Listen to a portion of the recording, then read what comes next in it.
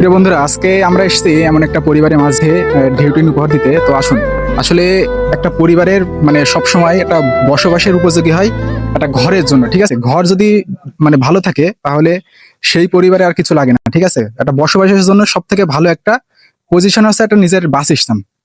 তো এই এই পরিবারে একটা দেখেন অবস্থা দেখেন। ঠিক আছে, তো দীর্ঘদিন ধরে বৃষ্টিজনিত কারণে এই ঘরে মানে জল পড়তো। তা আসলে বসবাসের উপযোগী ছিল না, এমন অবস্থায় আমার কাছে একটা আবেদন আসে। তো সেই সংগঠনের মাধ্যমে আজকে আমরা এই ঢেউটিন উপহার দিতে আসছি। তো দীর্ঘদিন ধরে একটা পরিবার ভাঙা এবং জরাজীর্ণ অবস্থায় এই বসবাস করছে। তো সেই পরিবারের মুখে হাসি ফোটানোর জন্য আজকে আমরা এই ঢেউটিন উপহার দিতে আসছি। তো আমি একটু হালকা একটু ভিতরে আসি, এই দেখেন অবস্থা দেখেন। তো এই বৃষ্টি হলে আপনি এখানে কল্পনা করতে পারবেন না, সবসময় জল পড়ে। ঠিক আছে, তো জল পড়লে আপনারা জানেন তো যে আসলে বসবাসের উপযোগী হয় না।